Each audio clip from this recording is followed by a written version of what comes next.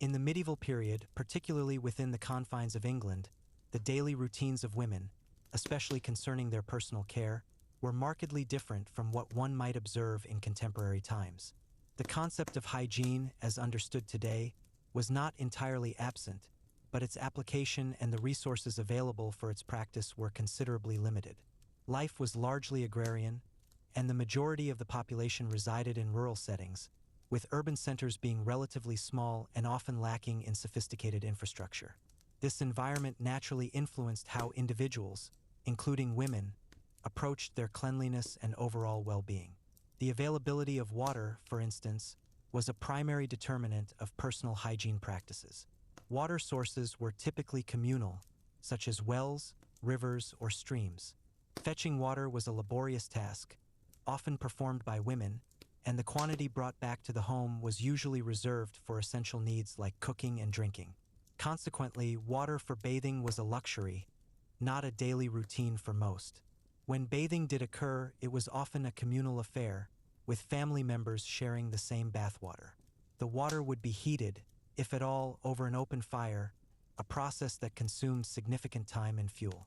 The notion of a private, individual bath with an abundance of hot water was largely unknown to the common folk.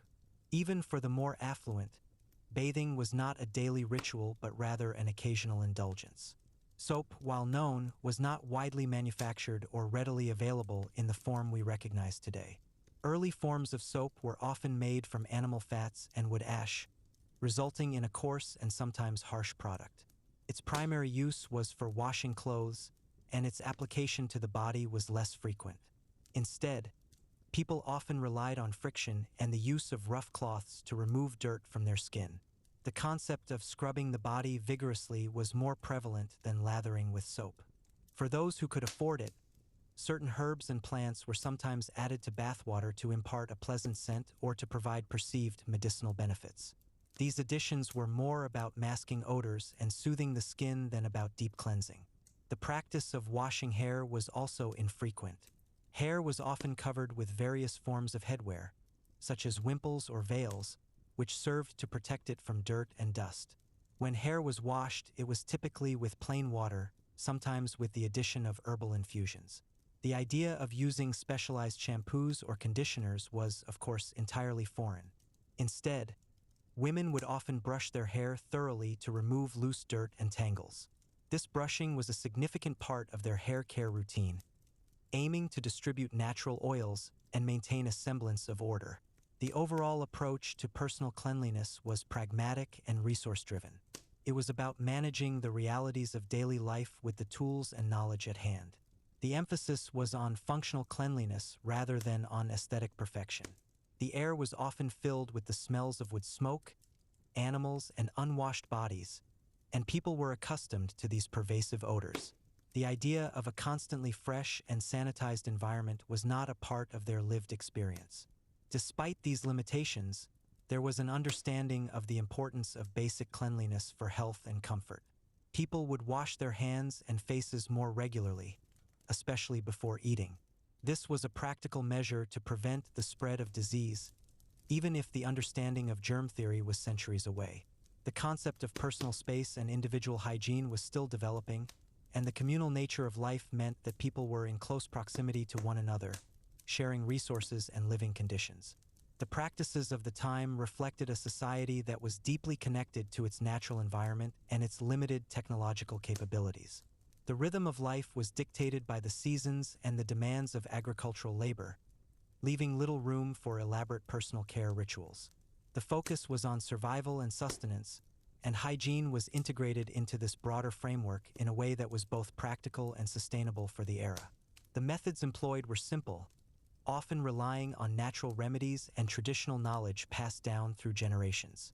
The absence of modern conveniences meant that ingenuity and adaptation were key to maintaining any level of personal cleanliness. The daily struggle for existence often overshadowed concerns about personal appearance or elaborate beauty routines. The priorities were different, and the standards of what constituted cleanliness were adjusted to fit the prevailing circumstances. This foundational understanding of hygiene sets the stage for exploring other aspects of women's personal care in medieval England, revealing a world where resourcefulness and practicality were paramount. In medieval England, the pursuit of a desirable complexion was a significant aspect of a woman's personal care, albeit one shaped by the prevailing ideals of beauty and the limited resources available. The dominant aesthetic favored a pale, unblemished skin tone, a stark contrast to the sun-kissed complexions often admired in later periods. This preference for paleness was not merely a matter of fashion. It also served as a visual indicator of social status. A woman with fair skin was often perceived as belonging to the upper echelons of society, as her lack of sun exposure suggested a life free from manual labor in the fields. Conversely, a tanned complexion was associated with the working classes, who spent their days outdoors. To achieve and maintain this coveted paleness, women employed various methods, some of which, by modern standards, would be considered quite hazardous. One of the most well-known, and indeed dangerous, practices involved the use of lead-based compounds. White lead, often mixed with vinegar or other liquids, was applied to the face to create a stark white appearance. While effective in achieving the desired pallor, the long-term use of lead-based cosmetics led to severe health issues, including skin damage, hair loss, and even poisoning. The understanding of such toxic effects was, of course, rudimentary at best during this period. Beyond lead, other, less harmful substances were also utilized. Flour, particularly fine wheat flour, was a common and readily available alternative for lightening the complexion. It could be dusted onto the face to absorb oils and create a matte, pale finish. Similarly, concoctions made from the root of the Madonna lily were believed to have skin-lightening properties. These natural remedies, while perhaps less immediately effective than lead, were certainly safer. The concept of moisturizing and nourishing the skin was also present, though the methods differed significantly from contemporary practices. Animal fats, such as lard or tallow, were sometimes used as emollients to soften and protect the skin. These were often infused with herbs or flowers to mask their natural odor and to impart perceived beneficial properties. For instance, rosewater, distilled from rose petals, was a popular ingredient in many skin preparations. It was valued for its pleasant scent and its supposed soothing and toning effects on the skin. Herbal infusions and poultices were also commonly applied to address various skin concerns. Herbs like comfrey, known for its healing properties, or chamomile, for its calming effects, might be brewed into a strong tea and then used as a wash or compress. These natural remedies were often based on centuries of folk knowledge and observation, passed down through generations. The protection of the skin from the sun was another important consideration for women aiming to maintain a pale complexion. Wide-brimmed hats, veils, and other forms of headwear were not only fashion statements but also practical tools for shielding the face from the sun's rays. Women of higher social standing would also carry parasols when venturing outdoors, further emphasizing their desire to avoid tanning. The overall approach to skin care was deeply intertwined with the prevailing social and cultural norms. It was a blend of practical measures, traditional remedies, and, at times, dangerous practices driven by the pursuit of an idealized aesthetic. The understanding of skin physiology was minimal, and the efficacy of many treatments was based more on anecdotal evidence and superstition than on scientific principles. Despite the risks associated with some of these practices, the desire to conform to the beauty standards of the time was a powerful motivator. The daily ritual of attending to one's skin, however rudimentary, was a testament to the enduring human desire for self-presentation and social acceptance. The materials used were often those readily available in the natural environment or through simple domestic processes. The absence of mass-produced cosmetics meant that women, or those who assisted them, had to be resourceful in creating their own beauty aids. This self-sufficiency was a hallmark of medieval life, where most necessities were produced within the household or the local community. The focus was on maintaining a certain appearance that aligned with societal expectations, rather than on achieving perfect skin health as understood today. The pale complexion was a symbol, a visual language that communicated status and refinement in a world where such distinctions were paramount. The methods, though sometimes crude, were a reflection of the knowledge and beliefs of the era, a fascinating glimpse into the historical evolution of beauty practices and the enduring human fascination with appearance. Hair care in medieval England was a matter of both practicality and adherence to prevailing beauty standards. The ideal hair for women was generally long and often light in color, though this varied somewhat with social class and regional customs. Long hair was seen as a symbol of femininity and purity, and it was often kept covered, especially for married women, as a sign of modesty and social decorum. The methods for achieving and maintaining this ideal were, like other aspects of personal care, largely dependent on natural resources and traditional knowledge. Washing hair was not a frequent occurrence. As with body bathing, access to clean water was often limited, and the process of heating water was time-consuming. When hair was washed, it was typically with plain water, sometimes supplemented with infusions of herbs. For example, chamomile was sometimes used to lighten hair, while rosemary was believed to promote growth and add shine. These herbal rinses were not strong chemical agents, but rather gentle, natural additions intended to enhance the hair's appearance and scent. The concept of a dedicated shampoo, as we know it today, did not exist. Instead, the focus was on physical cleanliness through brushing and combing. Brushing was a crucial part of the daily hair care routine. Women would spend considerable time brushing their hair to remove dirt, dust, and tangles. This practice also helped to distribute the natural oils produced by the scalp, which served as a natural conditioner, adding a subtle sheen to the hair. Combs, often made from wood, bone, or ivory, were used to detangle and style the hair. For those with lighter hair, or those who desired it, methods of hair lightening were sometimes employed. Exposure to sunlight was a natural way to achieve lighter tones, and some women might spend time outdoors with their hair uncovered, though this was often balanced with the desire to maintain a pale complexion. More deliberate methods might involve rinsing hair with solutions containing ingredients like saffron or lye, though the latter could be quite damaging. These were not always widely practiced and were often reserved for those with the means to experiment. Hairstyles for medieval women were generally simple and functional, especially for daily wear. Long hair was often braided or coiled and then covered with a wimple, veil, or coif. These head coverings served multiple purposes. They protected the hair from dirt, kept it out of the way during work, and conformed to social expectations of modesty. For special occasions, more elaborate styles might be adopted, often involving intricate braids or decorative nets, cauls, that would hold the hair in place. The use of ribbons, pearls, or other adornments was also common, particularly among the wealthier classes. The social significance of hair was profound. Uncovered, flowing hair was often associated with unmarried women or those of lower social standing. For married women, covering the hair was a sign of their marital status and respectability. This social convention dictated much of the daily hair routine and the choice of headwear. The materials used for hair care were all natural. There were no synthetic dyes or chemical treatments. Everything from the combs to the herbal rinses was derived from the environment.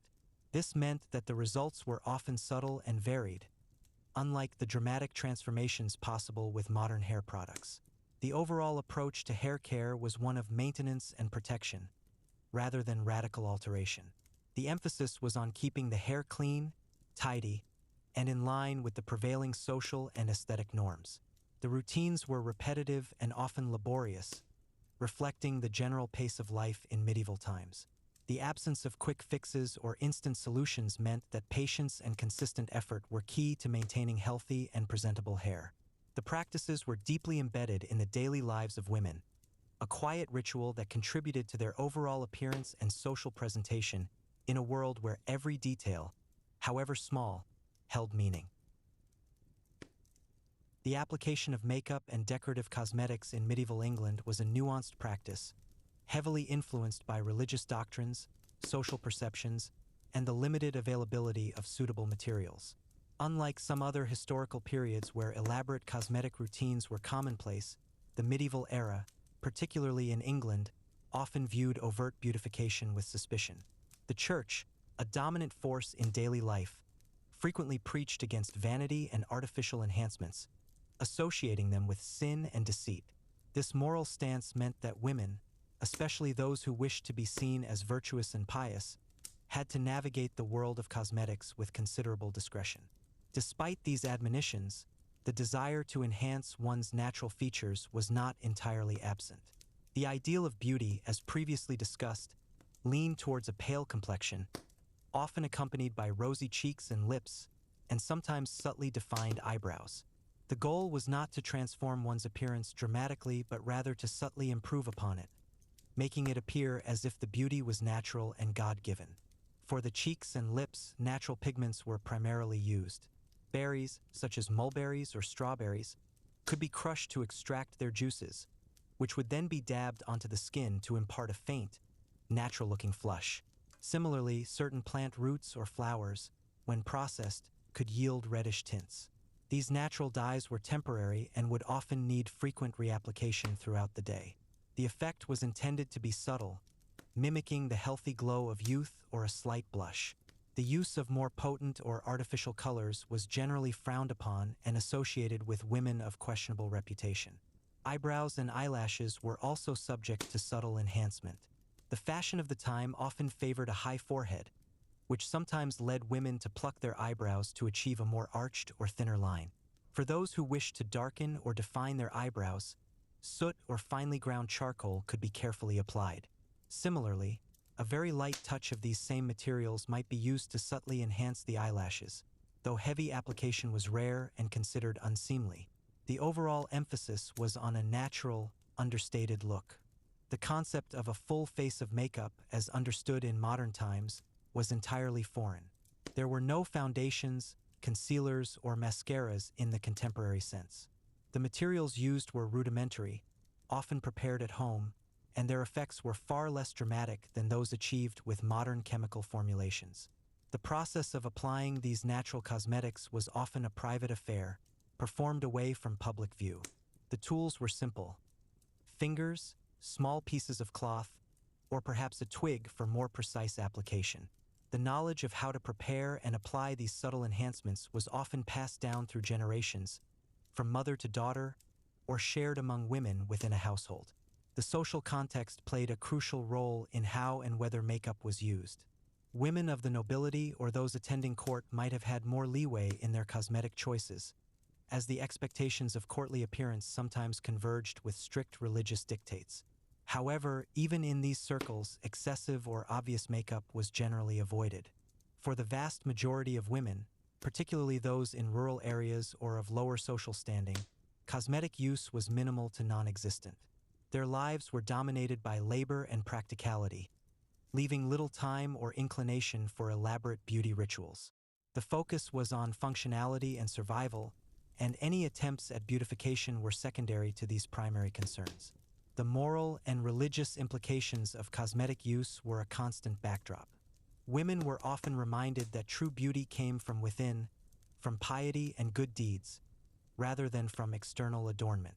This societal pressure, combined with the limited availability of materials and knowledge, shaped a cosmetic landscape that was far removed from the vibrant and diverse world of modern beauty products.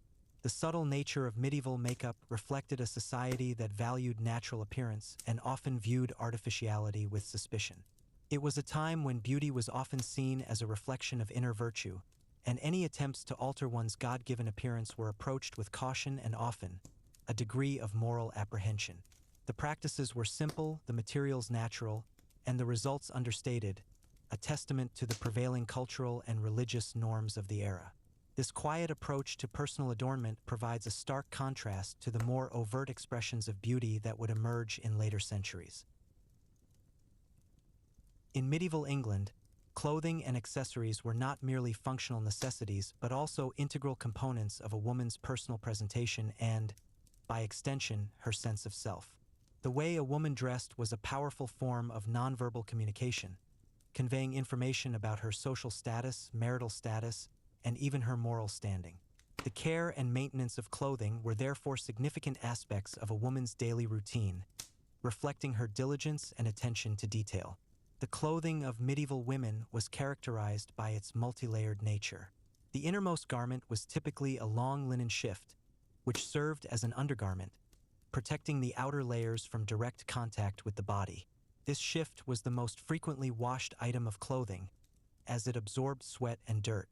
Over the shift, a woman would wear a coat or kirtle, a long-sleeved, ankle-length tunic that was often fitted to the torso.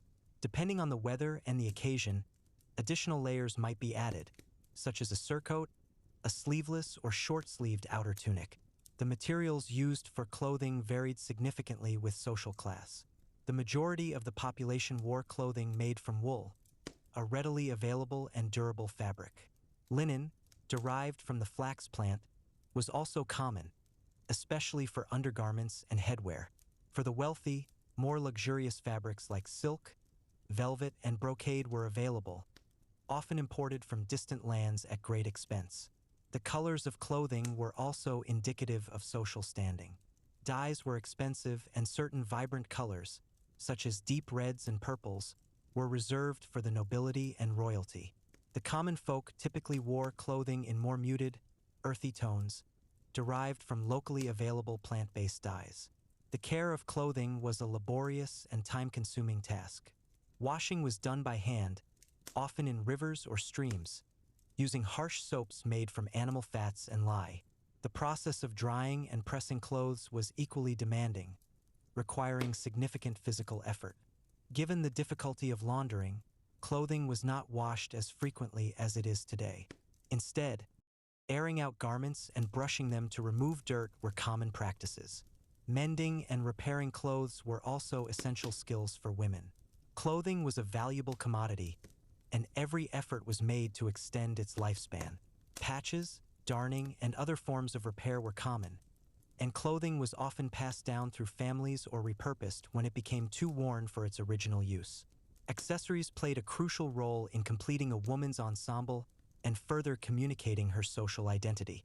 Belts, often made of leather or fabric, were both functional and decorative, cinching the waist and providing a place to hang small personal items like a purse or a knife. Headwear was particularly important, with a wide variety of styles available, from simple veils and wimples for married women to more elaborate hats and headdresses for the fashionable elite. Jewelry, for those who could afford it, was another way to display wealth and status. Brooches, rings, and necklaces, often made from precious metals and gemstones, were worn to adorn clothing and add a touch of elegance. However, excessive or ostentatious jewelry was often viewed with suspicion, particularly by the church, which preached against worldly vanity.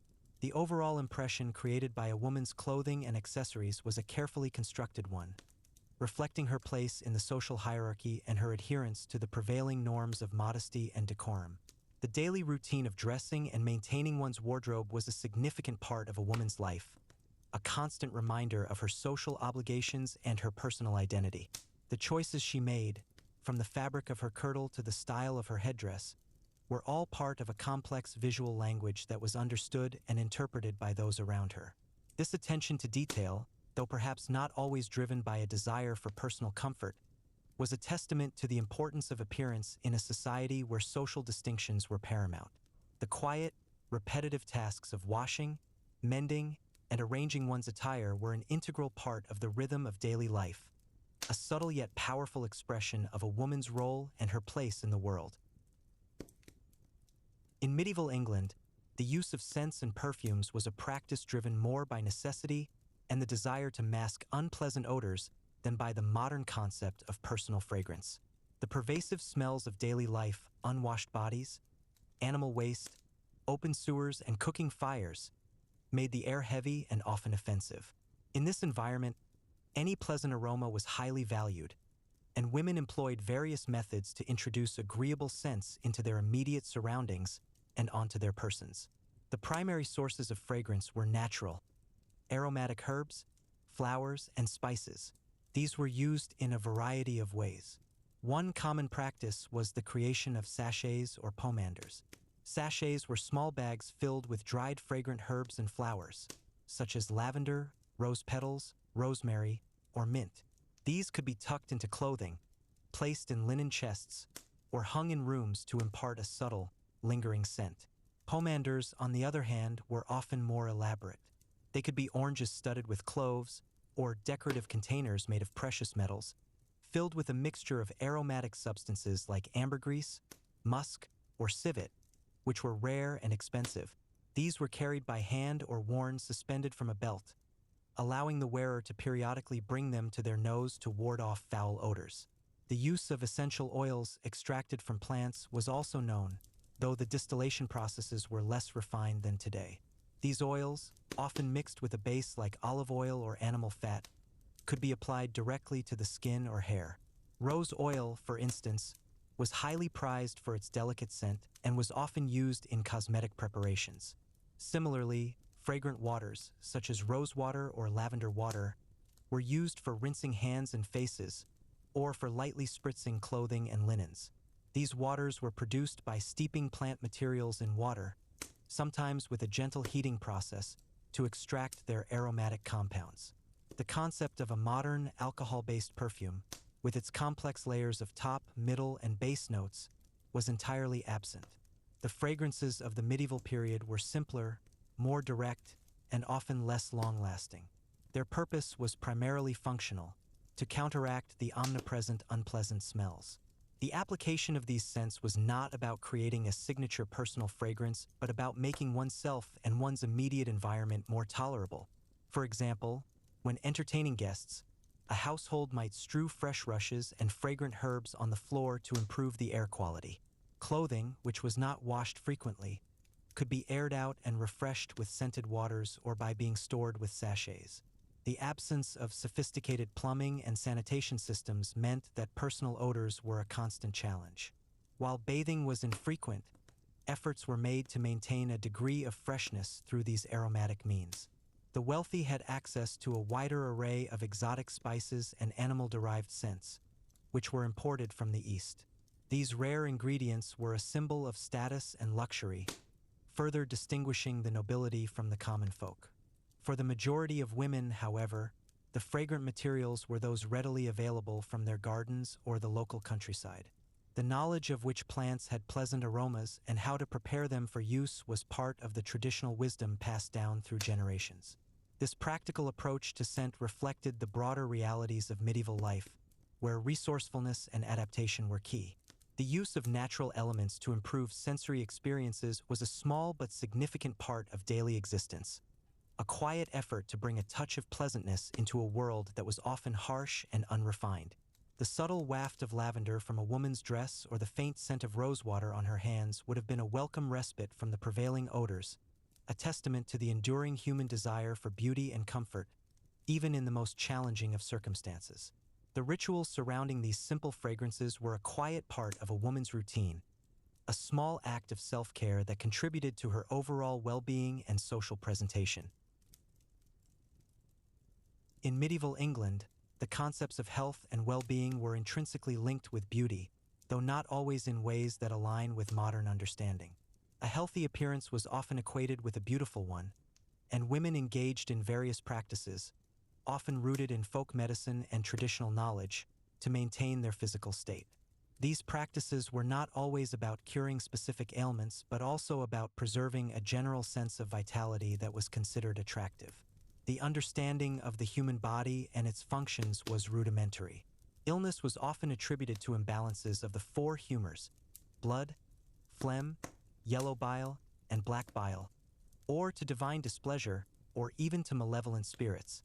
Consequently, remedies were often holistic, aiming to restore balance or to appease higher powers.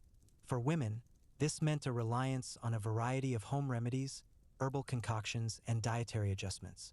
Diet played a significant role in perceived health and, by extension, beauty. The availability of food varied greatly depending on social class and the season. For the majority of the population, the diet was largely based on grains, vegetables, and legumes, with meat being a less frequent addition. Eating fresh, seasonal produce was considered beneficial, and certain foods were believed to have specific properties that could influence health and appearance. For example, some herbs were thought to purify the blood, which was believed to lead to a clearer complexion. Physical activity was an inherent part of daily life for most women, particularly those in rural areas.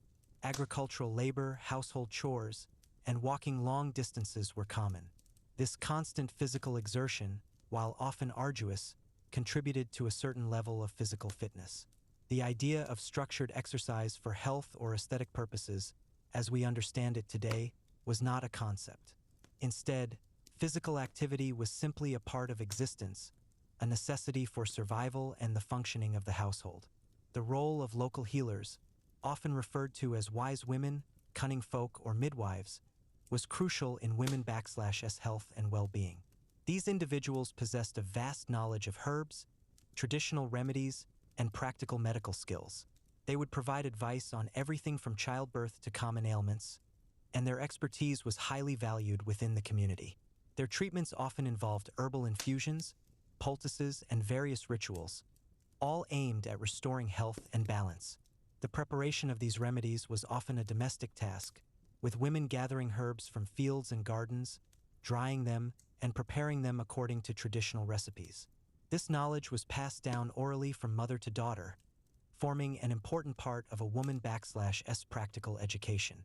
The focus was on prevention and natural healing, as access to trained physicians was limited and often reserved for the very wealthy. The concept of personal hygiene, as discussed earlier, was also intertwined with health. While frequent bathing was not common, efforts to maintain cleanliness, such as washing hands and faces, were understood to be important for preventing illness. The use of aromatic herbs and waters, while primarily for masking odors, also contributed to a sense of freshness and well-being. The challenges to health were numerous. Poor sanitation, inadequate nutrition, and the lack of effective medical treatments meant that life expectancy was considerably lower than in modern times. Childbirth was particularly perilous for women, and many did not survive it. Despite these harsh realities, women continued to strive for health and vitality, recognizing its connection to their overall appearance and their ability to fulfill their roles within the family and community. The practices were often simple, relying on the bounty of nature and the wisdom of generations. The belief in the power of natural remedies and the importance of a balanced life, as understood in their context, guided their efforts. The pursuit of health was not a separate endeavor but an integral part of daily life, woven into the fabric of their existence. The quiet, persistent efforts to maintain health were a testament to the resilience of women in medieval England, a continuous striving for well-being in a world that presented many obstacles. The connection between inner vitality and outer appearance was deeply understood, even if the scientific explanations were yet to be discovered. This enduring link between health and beauty shaped many of the daily practices and beliefs of women during this period. The perception and practice of beauty in medieval England were deeply intertwined with the social fabric and the prevailing moral and religious beliefs of the time. A woman's social status played a significant role in determining the extent to which she could engage in personal care and adornment. The lives of noblewomen, with their access to resources and leisure, differed vastly from those of peasant women, whose days were dominated by arduous labor and the struggle for subsistence. For noblewomen, the pursuit of beauty, within the confines of societal expectations, was more feasible. They had servants to assist with bathing, hair care, and dressing. They could afford more luxurious fabrics, imported cosmetics, and elaborate jewelry. Their appearance was often a reflection of their family's wealth and status, and maintaining a certain image was part of their social duty. The pale complexion, for instance, was a marker of their privileged indoor life, free from the sun's harsh rays. Their clothing, made from finer materials and dyed in richer colors, further distinguished them from the common folk. In contrast, peasant women had little time or resources for elaborate beauty routines. Their lives were dictated by the demands of agricultural work and household chores. Their hands were calloused, their skin often tanned and weathered by exposure to the elements. Their clothing was practical and durable, made from coarse wool or linen, designed for functionality rather than aesthetic appeal. Any personal care they undertook was primarily for health and basic cleanliness, rather than for enhancing their appearance in a decorative sense. The differences in their daily lives naturally led to vastly different approaches to personal care. The concept of beauty itself was often viewed through a moral lens, heavily influenced by the church. Excessive vanity or the use of artificial enhancements was frequently condemned as sinful. True beauty, according to religious teachings, was supposed to emanate from within, from piety, virtue, and a pure soul. This moral framework meant that women had to strike a delicate balance, appearing presentable and adhering to social norms without succumbing to what was considered excessive pride or deceitful artifice. The emphasis was often on natural beauty, or at least the appearance of it. Any attempts to alter one's God-given features too dramatically were met with disapproval. This societal pressure shaped the types of cosmetic practices that were deemed acceptable. Subtle enhancements, such as a light flush on the cheeks or a slightly lighter hair color, might be tolerated, but overt makeup was generally associated with women of ill repute.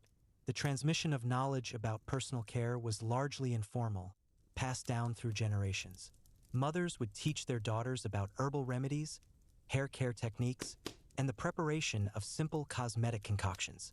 This oral tradition ensured that practical skills and traditional wisdom were preserved and disseminated within families and communities. There were also medical texts and household manuals that sometimes included recipes for beauty treatments, but these were primarily accessible to the literate elite. The social perception of beauty was also influenced by the prevailing ideals of femininity.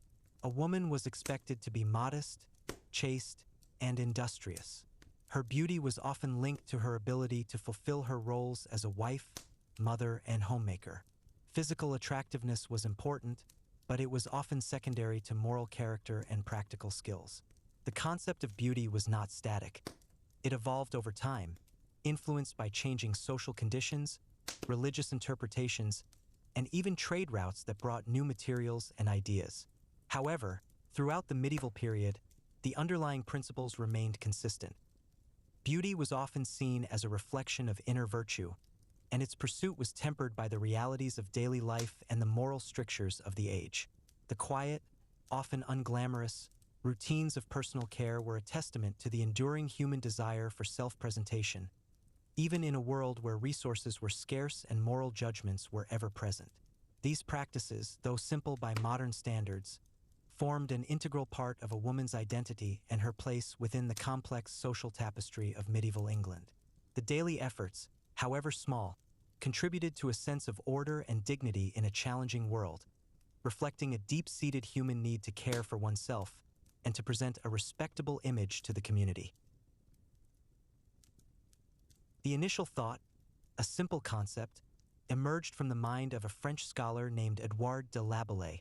He was a person who held a deep respect for the United States of America.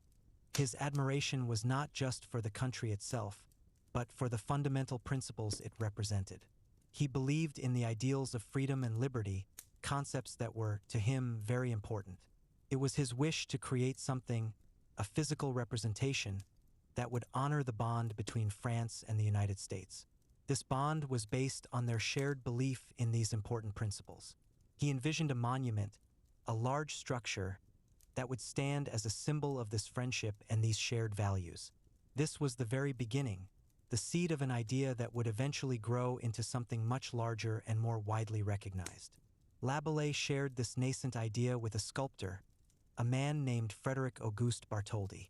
Bartholdi was an artist, someone who worked with his hands to create large, impressive figures. He was, by nature, a person who could be moved by grand concepts, and this idea, presented by Laboulaye, resonated with him. He found inspiration in the thought of creating a monument that embodied liberty. He began to think about how such a concept could be translated into a physical form. His mind started to consider shapes, sizes, and materials. He started to sketch, to draw, to imagine what this figure of liberty might look like. This was the artistic beginning, the point where the abstract idea began to take on a more concrete visual form. The sculptor's involvement was crucial, as it was his skill that would eventually bring the idea to life. The project, though still in its early stages, began to gain some momentum. To make such a grand vision a reality, a significant amount of resources would be needed. This included money, materials, and labor.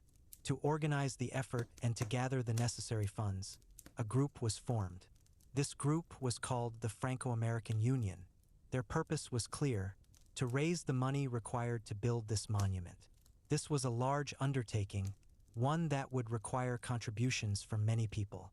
The formation of this union marked a more formal step in the project's development, moving it from a mere idea to a structured endeavor with a clear objective. It was a sign that the project was serious, and that there was a collective will to see it through. The initial concept for the monument was to create a statue of a woman. This woman would be a representation of liberty. The choice of a female figure was deliberate, as women have often been used to symbolize abstract concepts like justice, wisdom, and freedom throughout history. This particular woman would embody the spirit of liberty, a concept that was deeply cherished by both nations. The statue was intended to be a powerful symbol, one that would be easily understood and recognized. It was hoped that this symbol would eventually become known around the world, a universal representation of freedom. The journey from this initial idea of a female figure to the final, iconic statue was a long and detailed process, involving many decisions about design, materials, and construction. Each step was carefully considered, ensuring that the final product would accurately convey the intended message. Throughout this early phase, the dedication of both Edouard de Laboulaye and Frédéric Auguste Bartholdi was evident. Laboulaye, with his initial vision and his unwavering belief in the project, provided the intellectual foundation. Bartholdi, with his artistic talent and his commitment to bringing the vision to life, provided the creative drive. Their combined efforts were essential. They faced many challenges, as any large project does. There were doubts, there were financial hurdles, and there were logistical complexities. However, their persistent efforts and their shared commitment to the ideal of liberty ensured that the project would not falter. They continued to work, to plan, and to advocate for the statue, even when the path forward was not always clear. Their dedication was a key factor in the eventual realization of the monument. Without their initial spark and their continued perseverance, the Statue of Liberty might have remained just an idea, a thought that never took physical form. Their work laid the groundwork for what would become a globally recognized symbol, a beacon of hope and freedom for many generations to come. The process was slow, deliberate, and required a great deal of patience. Each small step forward, each problem solved, brought the project closer to its ultimate goal.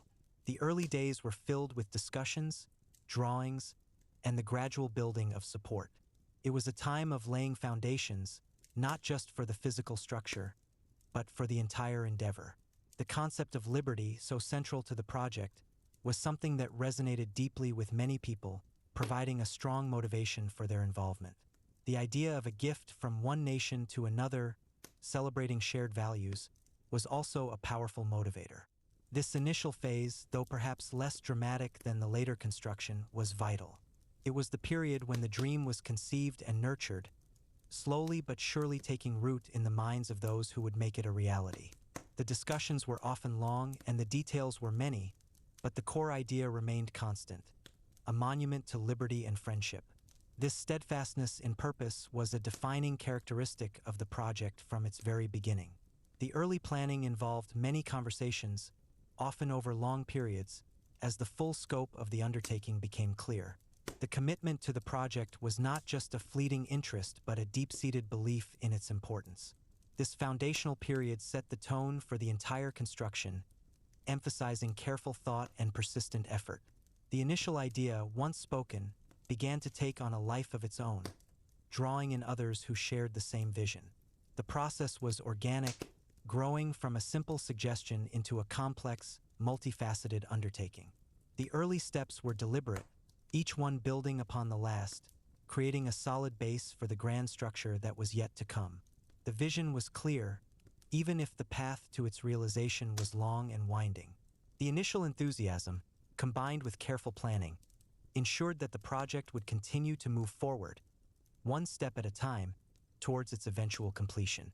The concept of a monument to liberty was not new, but the scale and ambition of this particular project set it apart. It was a testament to the power of an idea and the dedication of those who believed in it. The early discussions were filled with hope and determination, as the future shape of the statue began to emerge from the realm of imagination into the world of possibility. The very first thoughts, the quiet conversations, were the true genesis of this enduring symbol. They were the moments when the abstract became concrete, when a dream began its slow journey towards reality.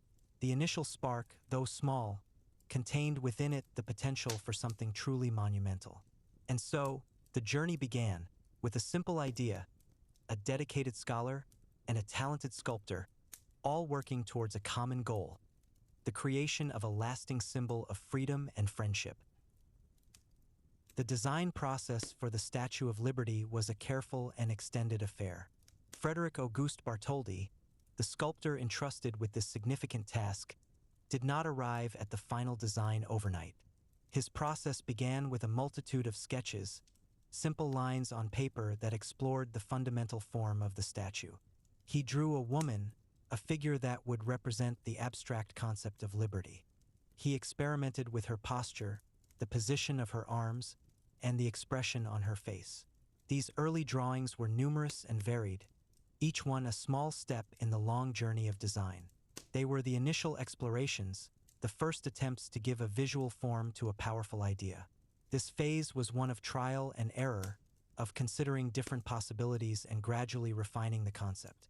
The sketches were not just about the overall shape, but also about the feeling the statue would evoke. It needed to be strong, yet welcoming, majestic, yet approachable. These were the qualities Bartholdi sought to capture in his initial drawings. Following the sketching phase, Bartholdi moved on to creating small models out of clay. This was a crucial step, as it allowed him to see the statue in 3 dimensions for the first time. The clay models were small enough to be held in his hands, to be turned and examined from every possible angle. He could see how the light would fall on the statue, how the shadows would play across its surface.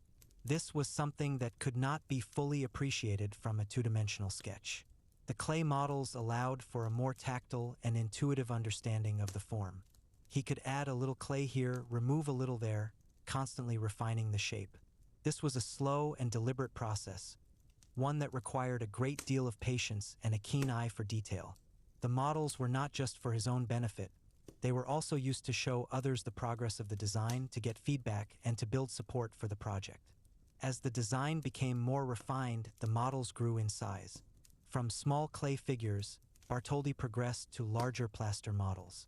These were more detailed and more substantial than the clay models. They were created in sections, each one a carefully crafted piece of the whole. The plaster models were a significant step closer to the final statue. They allowed for a more accurate representation of the final form, and they were used to create the molds for the copper plates. The creation of these large plaster models was a major undertaking in itself, requiring a large workshop and a team of skilled assistants. Each section had to be perfect, as any imperfections would be transferred to the final statue. This was a time of intense work and concentration, as the design was finalized and prepared for the next stage of construction. The choice of material for the statue was a critical decision. It needed to be a material that was strong enough to withstand the elements, yet light enough to be transported and assembled. It also needed to be a material that would age gracefully, that would develop a character of its own over time. After much consideration, copper was chosen. Copper was a good choice for several reasons. It was relatively lightweight, which would make the construction and transportation easier. It was also strong and durable, able to withstand the harsh weather of New York Harbor. And, perhaps most importantly, it would develop a natural patina over time, a greenish coating that would protect the metal from further corrosion. This patina would also give the statue its distinctive color, a color that has become synonymous with the Statue of Liberty.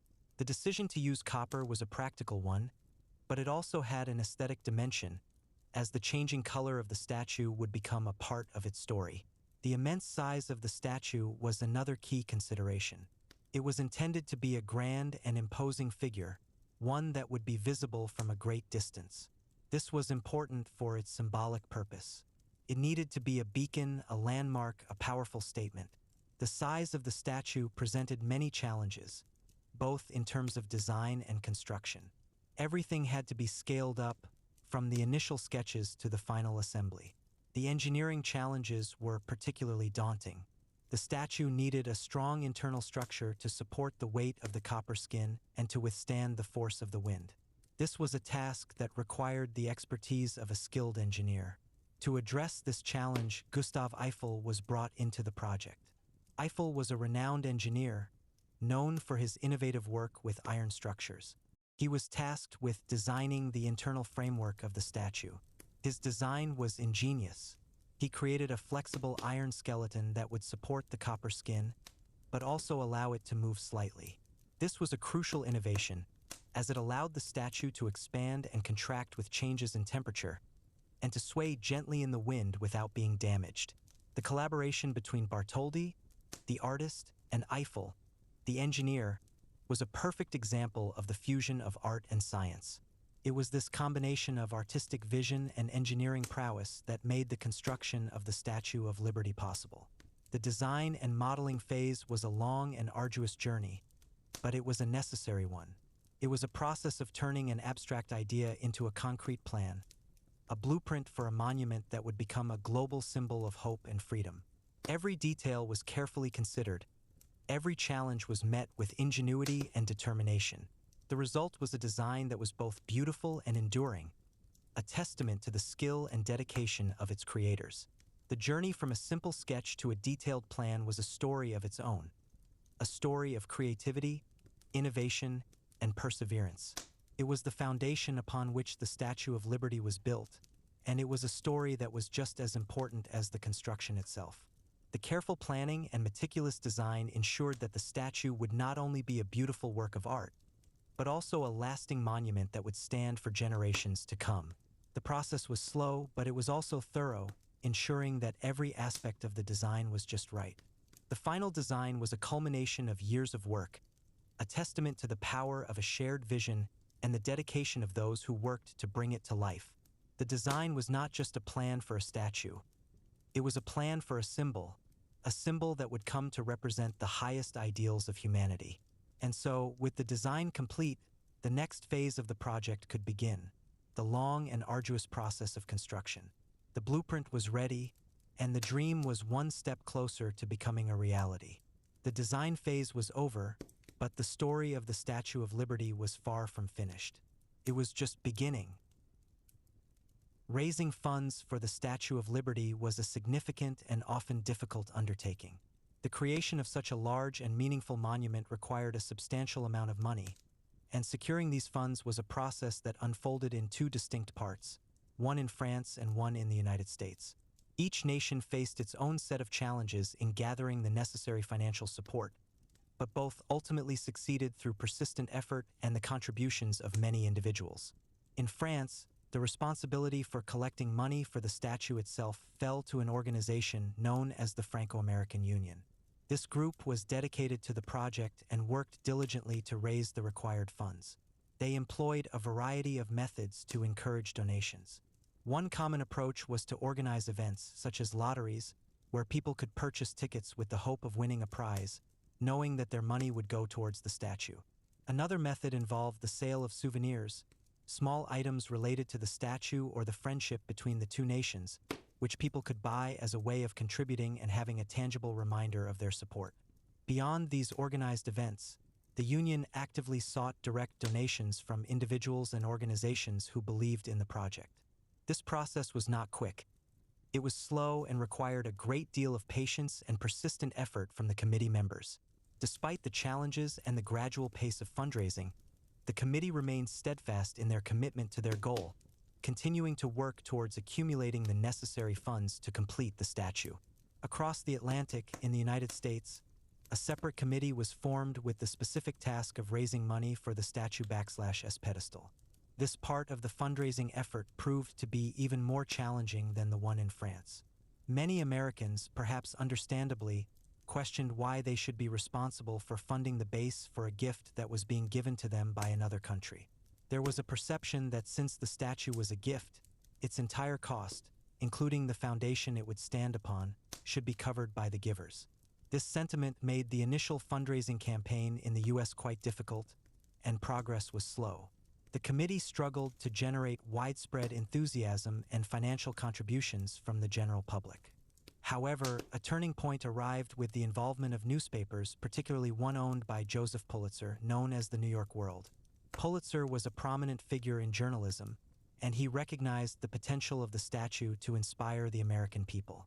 He decided to use his newspaper as a platform to galvanize public support and raise the much-needed funds for the pedestal. He began to publish compelling articles, written in a style that appealed directly to the public sense of patriotism and national pride. These articles emphasized the importance of the statue as a symbol of liberty and the shared values between France and the United States. Pulitzer made a bold promise. He would print the name of every single donor in his newspaper, regardless of how small their contribution might be. This innovative approach proved to be incredibly effective. It tapped into a desire among ordinary citizens to be a part of something significant, to see their names recognized for their contribution to a national monument. Small donations, often just a few cents or $1, began to pour in from people from all walks of life. Children, factory workers, and small business owners all contributed what they could. These small, individual contributions, when combined, eventually accumulated into the substantial sum required to fund the construction of the pedestal. This widespread participation demonstrated the power of collective effort and the ability of a compelling message to unite people for a common cause. Beyond the newspaper campaign, various other fundraising methods were employed in the United States to gather money for the pedestal. Social events were organized, such as elaborate dinners where wealthy patrons could contribute large sums. Art exhibitions were held, showcasing works that were sometimes auctioned off, with the proceeds going towards the statue. Theatrical performances were also staged, with ticket sales contributing to the fund. These diverse approaches helped to reach different segments of the population and to generate interest and support for the project. The entire fundraising process, both in France for the statue and in the United States for its pedestal, was characterized by its length and its arduous nature. It demanded not only financial contributions but also immense creativity in devising fundraising strategies and unwavering perseverance from those leading the efforts. There were moments of doubt and frustration, but the belief in the importance of the monument kept the campaigns moving forward. Ultimately, despite all the financial hurdles and the skepticism faced along the way, the necessary funds were successfully raised. This financial success was a critical step, ensuring that both the statue, crafted in France, and its pedestal, built in America, could be completed. The overcoming of these financial obstacles transformed the initial dream of liberty and friendship, symbolized by the statue, into a tangible and enduring reality, a physical presence that would stand for generations to come. The fundraising journey itself became a part of the statue/s story, highlighting the widespread support and the collective effort that went into its creation. It was a testament to the power of a shared vision and the willingness of people to contribute to something greater than themselves. The money, piece by piece, dollar by dollar, was gathered, allowing the grand vision to move from concept to construction. The financial foundation was laid, just as the physical foundation would soon be. This phase, though focused on money, was deeply intertwined with the ideals the statue represented, as people gave what they could to support a symbol of freedom and hope. The process was a slow accumulation, a testament to the idea that many small efforts can lead to a grand achievement. The story of the fundraising is a story of community, of shared purpose, and of the belief that some things are worth investing in, not just with money, but with time and effort. The financial challenges were significant, but the determination to see the project through was even greater. And so, the funds were secured, paving the way for the next stages of the statue/s journey to its permanent home. The construction of the Statue of Liberty began in France, specifically in a large and bustling workshop located in Paris. This was not a small undertaking. It was a massive project that required the skills of many dedicated individuals. The process involved a team of highly skilled craftsmen, each one an expert in their particular trade. Their main task was to work with large sheets of copper, transforming this raw material into the intricate and detailed forms that would make up the statue. This was done by carefully hammering the copper sheets over specially prepared wooden molds. These molds were precise replicas of the statue/s various parts, ensuring that each piece of copper would take on the exact shape required. This method of construction was known as repoussé, a technique that involves shaping metal by hammering on the reverse side to create a design in relief. It was a slow and incredibly precise process. Each individual piece of copper had to be worked with great care and attention to detail. The goal was to ensure that every single piece would fit perfectly with all the other pieces, like a giant, complex puzzle.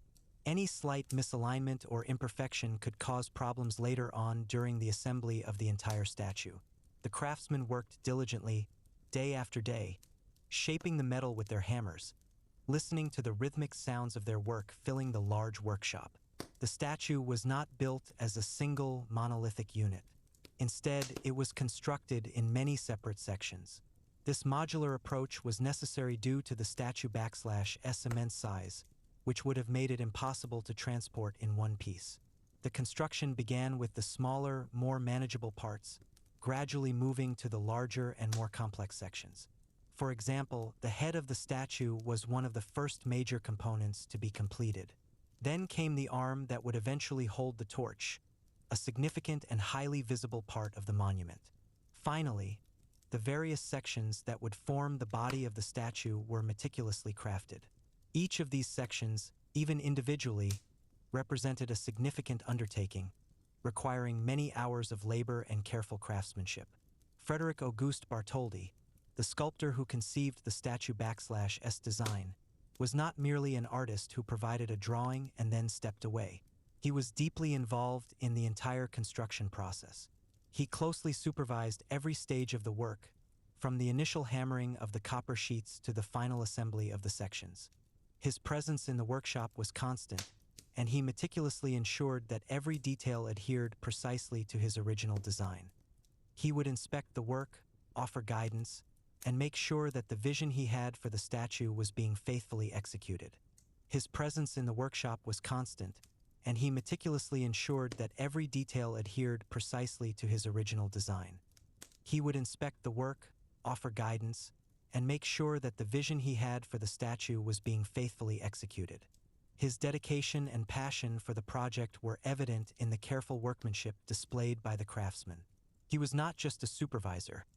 He was a driving force, inspiring those around him with his commitment to the monumental task. The construction of the statue in France continued for many years. It was a long and arduous journey, marked by countless hours of labor and unwavering commitment. This extended period of construction stands as a testament to the hard work and perseverance of everyone involved, from the individual craftsmen shaping the copper to the engineers designing the internal structure, and of course, Bartholdi himself. Slowly but surely, piece by piece, the statue began to take its magnificent shape. What had once been merely an idea, a concept in the mind of a scholar and an artist, was gradually transforming into a tangible physical form. The workshop in Paris became a hub of activity, a place where a dream was being meticulously built, piece by painstaking piece. This monumental effort in France was an absolutely crucial step in bringing the symbol of liberty to life. It was here that the raw materials were shaped, the intricate details were formed, and the various components were prepared for their long journey across the ocean. The work done in France laid the essential groundwork, ensuring that when the time came for assembly in its new home, all the pieces would be ready to form the iconic monument that would stand as a beacon of freedom for generations to come. The process was a slow dance between artistic vision and practical execution, each step dependent on the precision and skill of the previous one. The hammering, the shaping, the fitting, all contributed to the gradual emergence of a masterpiece. The air in the workshop was filled with the sounds of creation, the metallic ring of hammers on copper, the quiet discussions among the craftsmen, and the occasional instructions from Bartholdi. It was a place of intense focus and shared purpose, where the collective effort of many hands brought a grand vision closer to reality.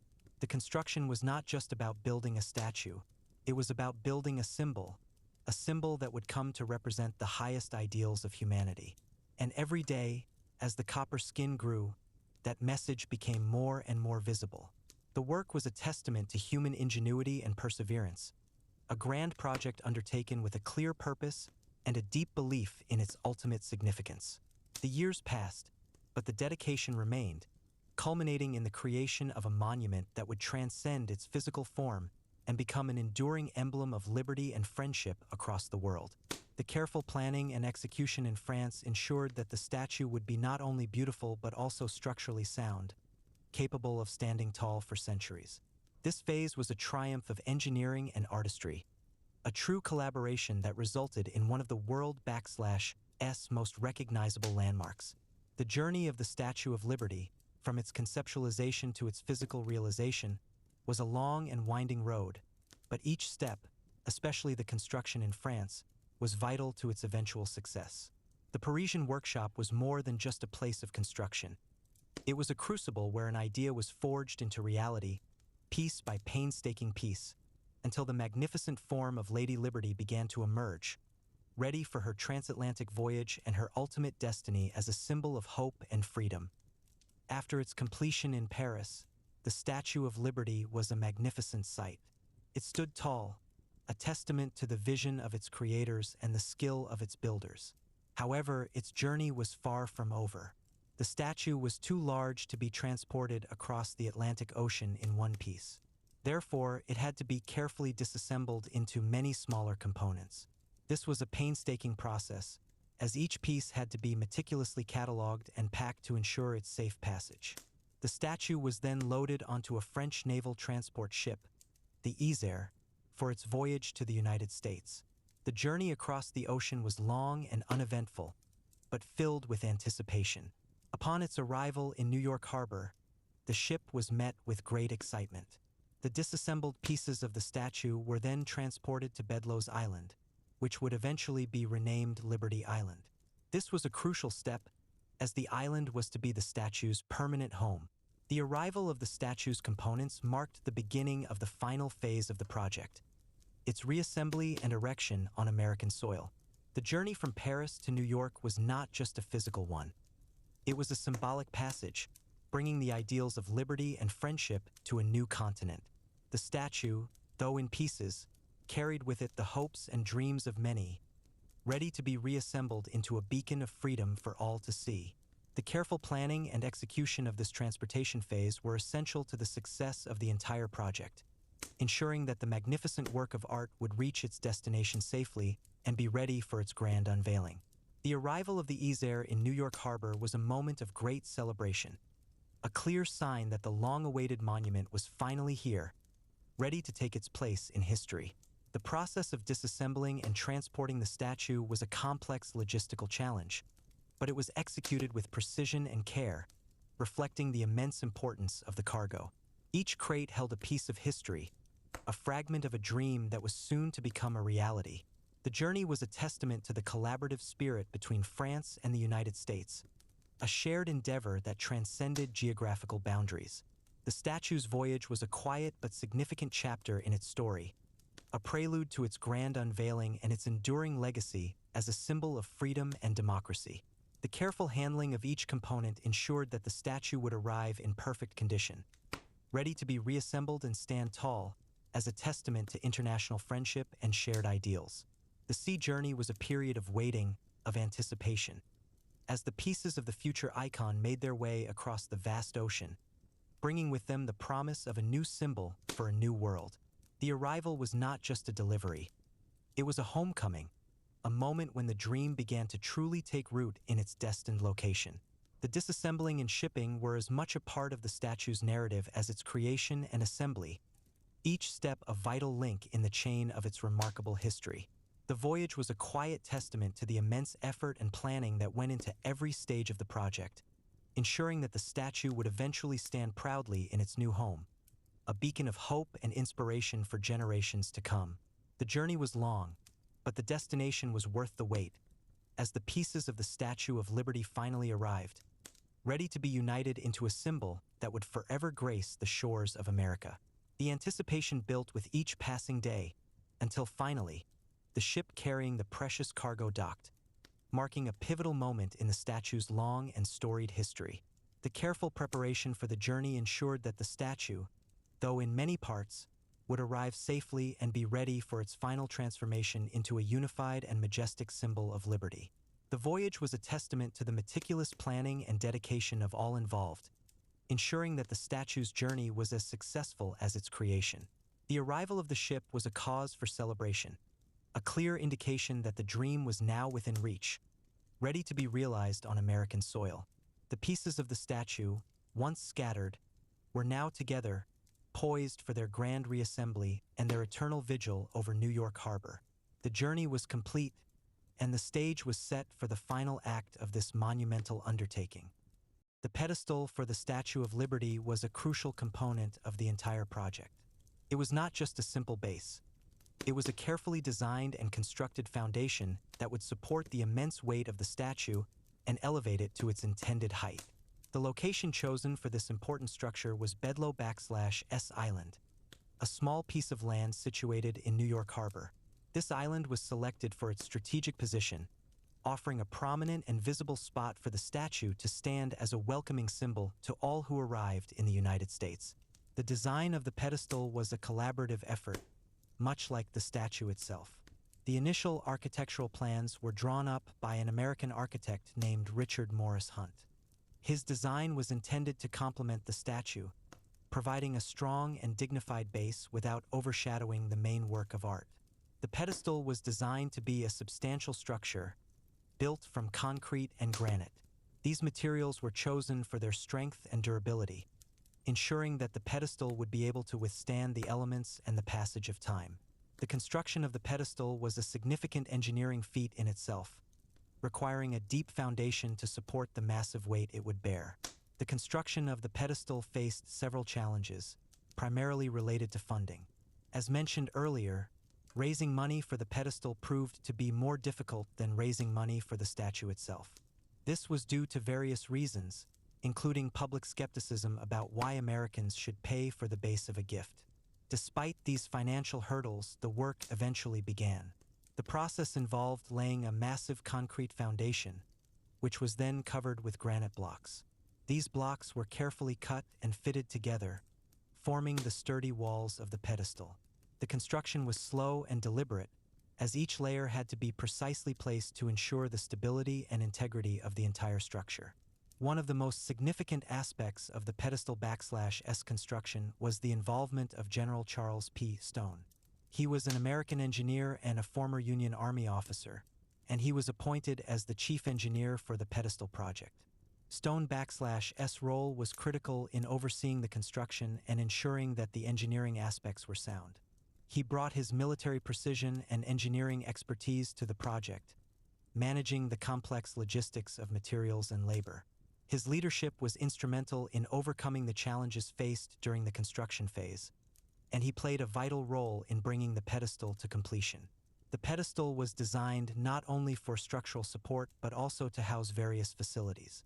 Inside the pedestal, there were spaces for offices, a museum, and observation decks.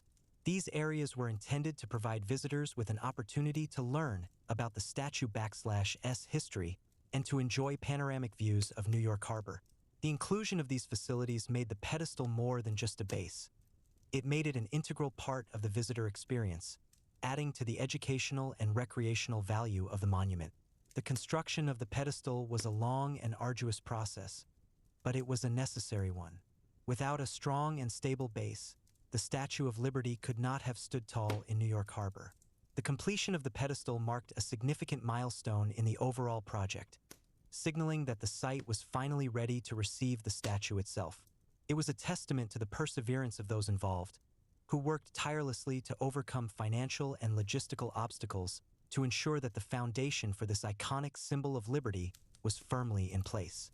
The pedestal, though often overlooked in favor of the statue it supports, is an equally important part of the monument/S story, representing the American contribution to this grand gift of friendship.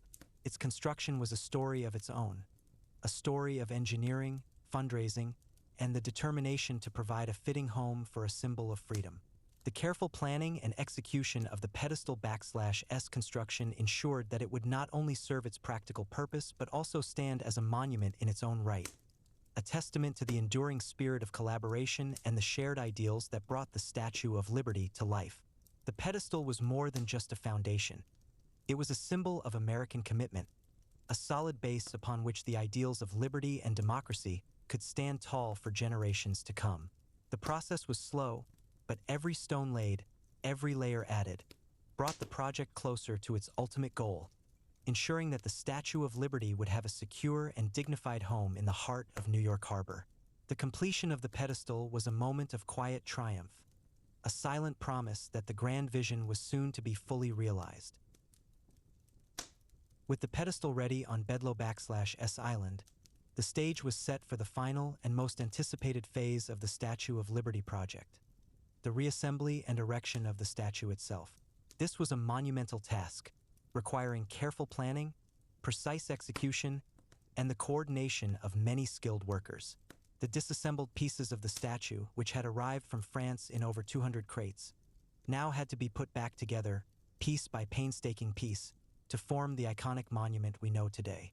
The reassembly process began with the internal iron framework, designed by Gustave Eiffel.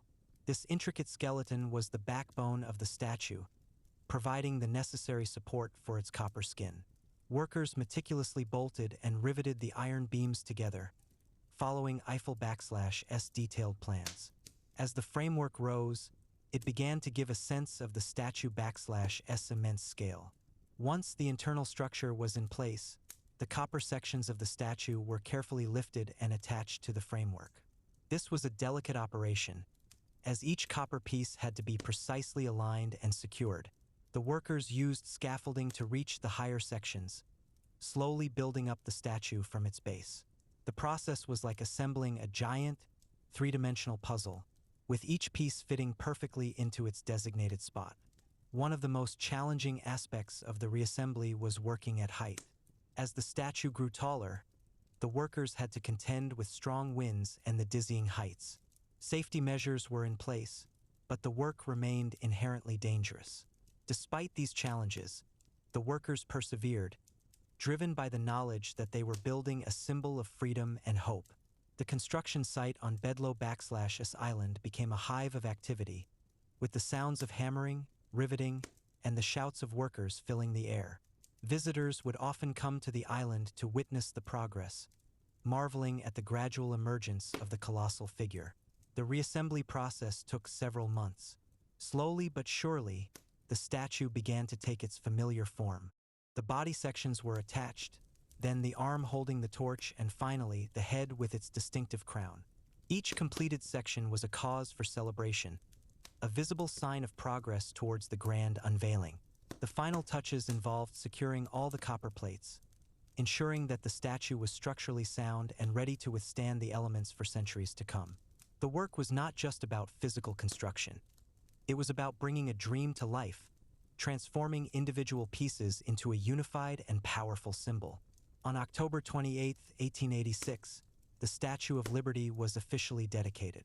This was a day of immense celebration in New York City. A grand parade was held, with thousands of people lining the streets to witness the historic event. Boats filled New York Harbor, their horns blaring in salute to the newly completed monument.